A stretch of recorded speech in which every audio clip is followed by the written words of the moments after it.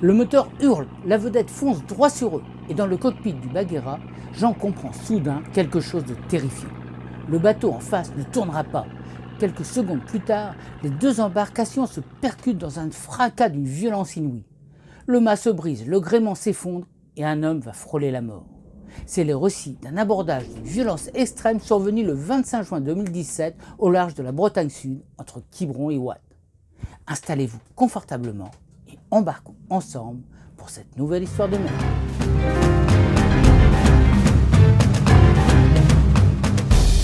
Jean connaissait parfaitement le Bagheera. Pendant des années, il avait navigué à son bord entre Audierne et Saint-Gilles-Croix-de-Vie, souvent en famille, parfois avec des amis, toujours avec ce même plaisir simple que connaissent les gens de mer, celui de retrouver le large. Jean aimait particulièrement le Finistère Sud, la Veine, l'Audet, la rivière de Pont-l'Abbé, les Glénans, mais surtout le golfe du Morbihan, lors des grands coefficients de marée, lorsque les courants s'accélèrent, que les contre-courants apparaissent le long des pointes et que chaque passage demande un peu d'anticipation et beaucoup d'observation. C'était une navigation qu'il aimait profondément, une navigation à l'ancienne. À bord du Bagheera, il n'y avait ni radar, ni AIS, ni électronique sophistiquée, seulement l'essentiel, un log, un sondeur, une VHF portable et un GPS utilisé uniquement lorsque les amers devenaient invisibles. Jean faisait partie de ces marins qui préfèrent regarder la mer plutôt qu'un écran. Le bateau possédait également une particularité importante. Son moteur était installé dans un puits. En navigation, celui-ci était systématiquement relevé afin de diminuer la traînée et de gagner quelques précieux dixièmes de nœud. Une fois le moteur remonté, une trappe venait refermer le fond du puits. Le système fonctionnait parfaitement. Mais il avait un inconvénient. En cas d'urgence, le moteur n'était plus immédiatement disponible. Il fallait plusieurs minutes pour le remettre en place. Et parfois en mer, quelques minutes suffisent pour que tout bascule. Le dimanche 25 juin 2017, Bagheera navigue en direction de Ouate après avoir quitté Pornichet. La veille, Jean et son équipage avaient assisté à l'entrée du Queen Mary 2 dans la forme Joubert de Saint-Nazaire. Un moment particulier pour Jean. Ancien pilote de Loire, il avait autrefois participé à la première sortie du célèbre paquebot. Ce dimanche-là, les conditions sont idéales. Le vent souffle entre force 3 et 4, la visibilité est excellente, la mer est belle. Le voilier avance tranquillement auprès, tribord à mur, capot 240. À bord, l'ambiance est calme. Vers 18h30, Jean descend dans le carré afin de porter le point sur la carte. Pas réellement par nécessité, simplement pour estimer l'heure probable d'arriver à Ouate. À ce moment-là, Bagheera se trouve à environ 2 milles et demi dans le nord de la pointe d'Ental. Quelques minutes plus tard, l'épouse de Jean signale une vedette rapide sur l'avant bâbord. Le barreur l'observe quelques instants avant d'annoncer calmement. Elle peut passer devant ou derrière. Sur le moment, rien d'alarmant, du moins en apparence. Mais les secondes passent. Cette vedette semble désormais en route de collision. Et surtout, elle ne paraît pas vouloir changer de cap. Peu à peu, l'inquiétude gagne Jean. Le barreur reste silencieux. Son regard demeure fixé sur la vedette qui continue d'arriver rapidement. Jean remonte alors précipitamment dans le cockpit. Et cette fois, il comprend immédiatement que la situation devient critique. La vedette arrive à très grande vitesse. Son bordé tribord reste pratiquement fixé dans le champ de vision du voilier pendant que la distance qui sépare les deux bateaux diminue dangereusement. Tous les marins connaissent cette situation. Lorsqu'un bateau reste immobile dans votre champ de vision alors qu'il se rapproche, le risque de collision devient réel. Très réel. Pendant quelques secondes encore, Jean espère malgré tout que le pilote modifiera sa route au dernier moment. Dans son esprit, la vedette les a forcément vus. C'est encore un plaisancier qui veut impressionner ses passagers en passant volontairement au plus près avant de donner un coup de barre spectaculaire. Jean pense un instant remettre le moteur en place. Mais il sait qu'ils n'ont déjà plus le temps. Il ne reste pratiquement qu'une seule possibilité, virer de bord. Mais Jean hésite. Changer brutalement de trajectoire à la dernière seconde pourrait également perturber le pilote de la vedette et provoquer précisément ce qu'il tente d'éviter. Alors Bagheera conserve son cap. Quelques secondes plus tard, Jean distingue clairement le pilote dans son poste de commande.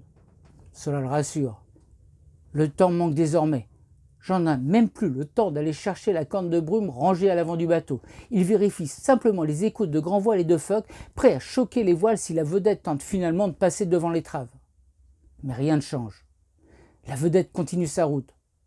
3 sur eux. Debout dans le cockpit, il agite lentement les bras de bas en haut dans le geste universel de détresse. Mais la vedette ne dévie toujours pas. Le rugissement du moteur envahit désormais tout l'espace. L'étrave grandit à une vitesse terrifiante et soudain une pensée glaciale traverse l'esprit de Jean. C'est la fin. Quelques secondes avant le choc, il cesse même de crier, comme si son esprit venait d'accepter l'inévitable. Puis, l'impact arrive. Le choc est d'une violence inouïe. Dans un fracas assourdissant, les 2 bateaux se percutent comme si toute la mer venait soudain d'exploser autour d'eux. Le mât du Bagheera se plie brutalement au niveau des barres de flèche avant de s'abattre sur le pont dans un craquement terrible. Le gréement s'effondre dans un chaos de câbles tendus, de toiles déchirées et de pièces métalliques projetées dans tous les sens. Jean est projeté violemment sur tribord. Puis soudain, le silence. Un silence irréel. Après une telle violence. Lorsqu'il reprend ses esprits, il se retrouve allongé sur le dos, le torse à moitié à l'extérieur des filières, son visage est recouvert par une toile blanche. Pendant une fraction de seconde, il ne comprend pas. Puis il réalise qu'il s'agit de la grand voile. Il la repousse immédiatement et tente de se relever. Sa première pensée est de savoir s'il est blessé, car l'étrave de la vedette est passée à moins de 50 cm de son visage. Plus tard, Jean pensera même que l'encre fixée sur le davier lui est probablement passée juste au-dessus de la tête au moment de l'impact. Son épouse se relève elle aussi sous la voile défondrée. Elle est choquée, mais pas blessée. Lorsque Jean aperçoit son barreur, il comprend immédiatement que la situation est dramatique.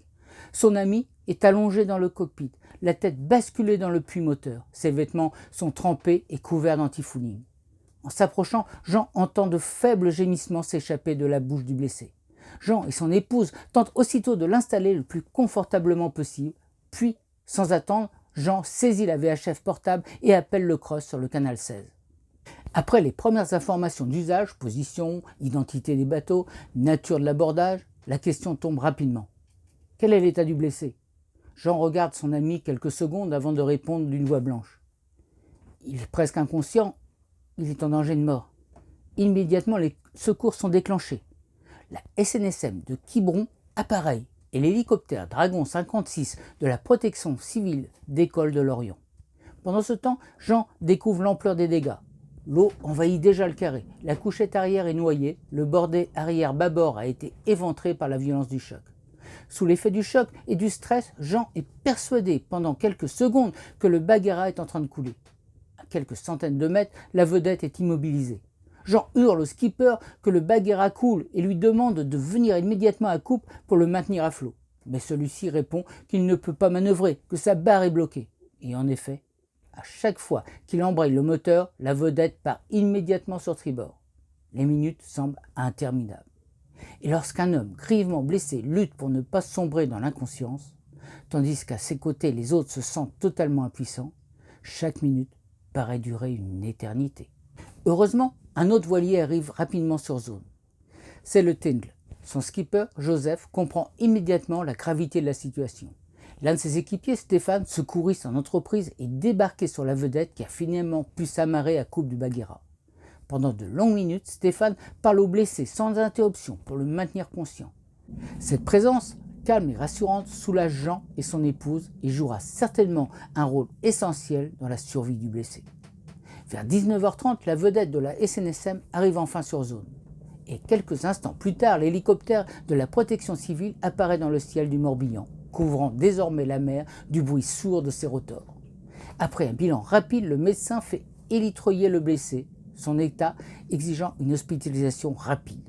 Le Bagheera, désormais sans moyen de propulsion, est pris en charge par la vedette de la SNSM, puis remorqué vers le port de Quiberon. Quant à Jean et son épouse, très choqués, ils se précipitent à l'hôpital de Lorient afin de prendre des nouvelles de leurs amis dès qu'ils sont débarqués.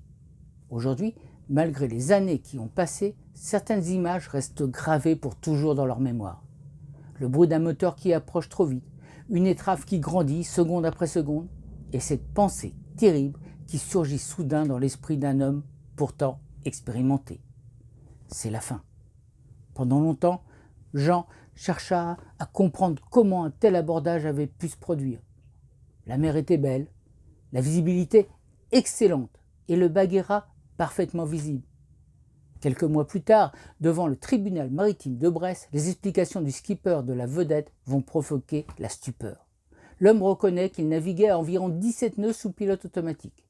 Puis, après avoir entendu un bruit dans son bateau, il explique avoir quitté son poste de pilotage pendant une trentaine de secondes, tout en conservant sa vitesse.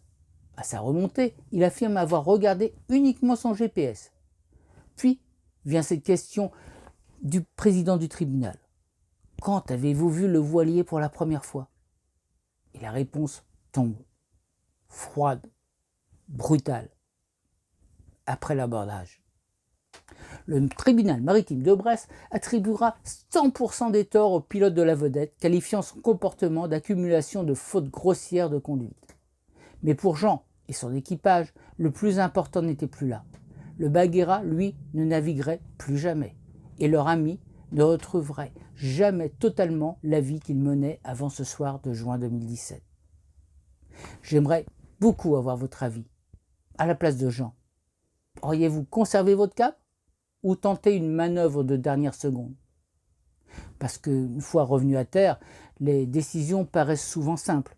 Mais en mer, lorsque tout se joue en quelques secondes, la réalité devient parfois plus complexe. Vos réponses m'intéressent réellement. Alors n'hésitez pas, on se retrouve tout de suite pour le bilan.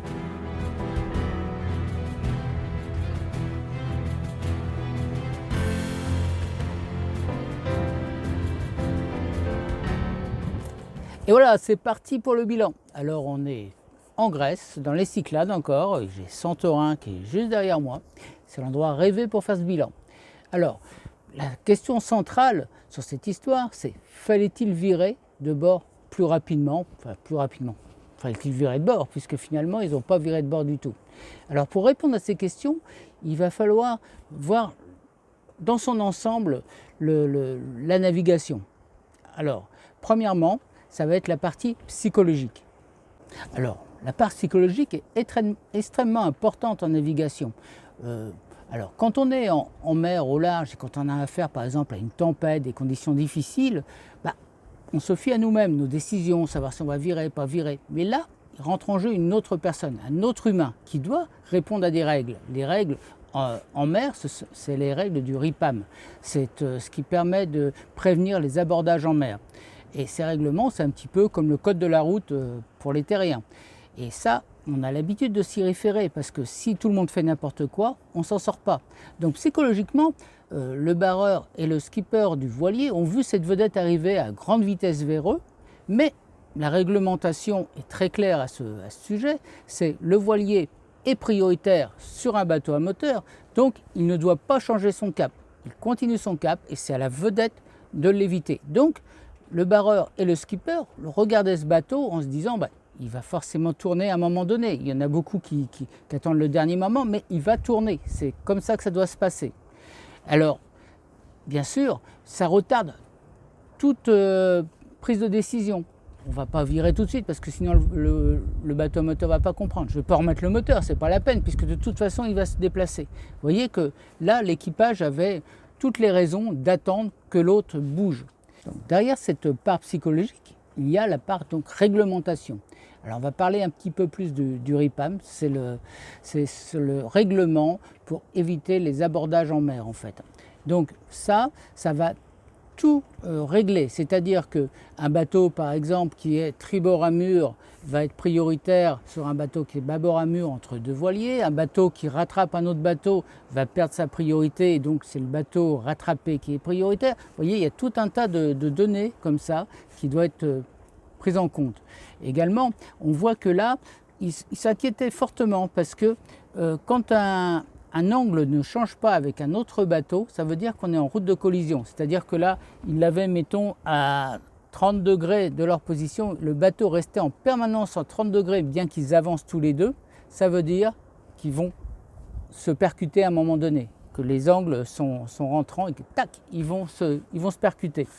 Donc dans ces cas-là, un des bateaux doit manœuvrer, et dans ce cas-là, c'est le bateau à moteur qui doit manœuvrer.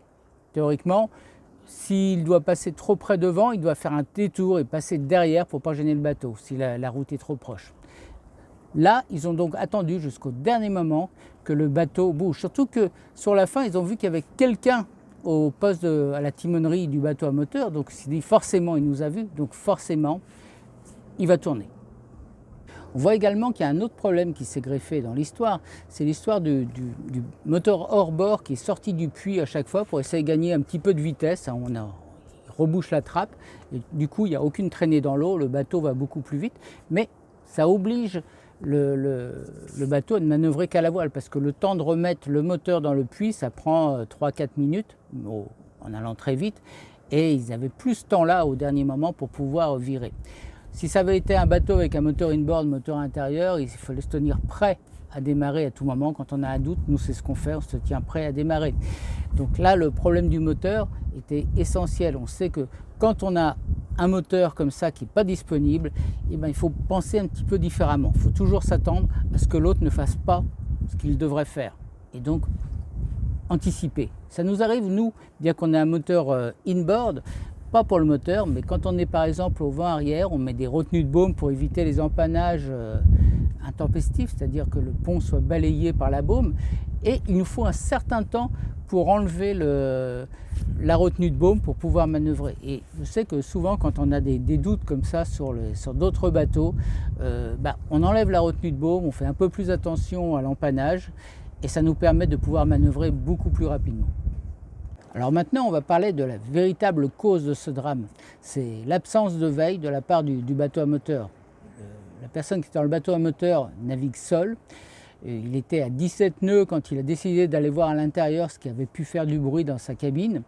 Et à 17 nœuds, on va très vite. Ça veut dire que la distance est très vite mangée. Sur un bateau qui faisait 8-9 mètres, le petit voilier, on le voit à un moment, mais ça va grossir très vite à 17 nœuds. Le temps qu'on passe à chercher les choses à droite à gauche, n'importe quoi peut arriver. Et c'est pour ça que, justement, au niveau de la réglementation, si vous avancez comme ça un bateau, avec votre bateau à moteur en plus, là, cette vitesse-là, vous n'avez absolument pas le droit de quitter votre poste de veille. Vous devez rester en permanence en veille. Si vous devez aller voir ce qui se passe à l'intérieur, ralentissez, mettez point mort, allez voir ce qu'il y a à voir, et puis vous reprenez votre veille et votre route. Ça évite beaucoup d'accidents. Sachant que nous, ça nous est arrivé une fois, je vous raconterai certainement l'histoire une autre fois, mais nous étions, après une traversée de 24 heures, on arrivait dans le Solent en Angleterre, un bras de mer, hors saison, sous la pluie, très tard le soir, personne dehors pratiquement, et on avançait assez vite. Bon, après les 24 heures, j'ai décidé d'aller prendre un petit café à l'intérieur. Mon équipière est restée à l'extérieur pour veiller, mais on était sous génois, et ce qui fait qu'on ne voyait pas du tout ce qui nous arrivait sur tribord. On était bâbord à mur, donc on n'était absolument pas prioritaire. Et un bateau a traversé le chenal, qui n'avait pas besoin de beaucoup de tirant d'eau, et s'est retrouvé juste devant nous, et là on l'a percuté. Vous voyez que même avec une veille attentive, quand il y a une pluie, peu de visibilité, une voile qui nous gêne un peu, les accidents peuvent toujours survenir. Donc redoubler vraiment de vigilance quand vous êtes en mer, car ça peut arriver à tout le monde. Moi, c'était la première fois que ça m'arrivait, et je peux vous assurer que maintenant, je redouble mes veilles. Enfin, je voudrais finir ce bilan sur une note positive. C'est la solidarité en mer là, qui a joué son rôle à fond. D'abord le Tinle, le voilier qui passait par là, qui s'est dérouté pour venir porter assistance, qui a débarqué un de ses équipiers qui était secouriste et qui a permis d'être là, de faire les premiers soins éventuels, de surtout tenir moralement l'équipage qui était choqué. Je tiens également à saluer la SNSM qui a été très vite à intervenir une fois de plus, alors que ce sont des gens qu'on sait qui travaillent bien souvent, qui laissent tout autour d'eux, leur vie de famille, leur travail pour venir porter assistance. Donc encore une fois, chapeau bas à ces gens-là. Et puis saluons également l'hélicoptère de la protection civile qui ont aussi un rôle essentiel.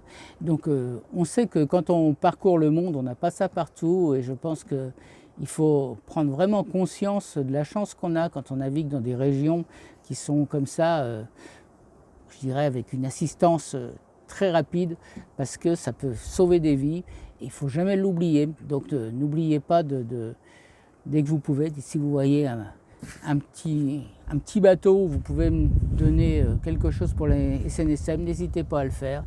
Et puis n'hésitez pas à remercier tous les gens qui viennent vous porter assistance, que ce soit des plaisanciers ou des professionnels ou des bénévoles. Voilà les amis, nous avons fini ce bilan. J'espère que cette histoire vous a plu, que le bilan vous a apporté quelque chose. J'aimerais avoir pour chacun des points abordés votre avis, ça m'intéresse vraiment. Donc si vous pouvez en parler dans les commentaires sur chaque point, parce que c'est bien d'avoir des regards différents, on en a de plus en plus et c'est très bien. Souvent ça apporte des petits détails auxquels je n'avais pas apporté forcément importance, et c'est très bien que vous puissiez mettre l'accent là-dessus. Donc n'hésitez pas, si vous pensez que ça en vaut la peine, de vous abonner et de partager pour faire connaître au plus grand nombre, d'activer la petite cloche bien sûr, et puis bien sûr de liker. Et si vous voulez avoir un petit peu plus encore, n'hésitez pas à venir parmi nos Patreons, et ça nous soutient, ça soutient la chaîne, et puis vous aurez des petits rushs, des choses que les autres n'ont pas.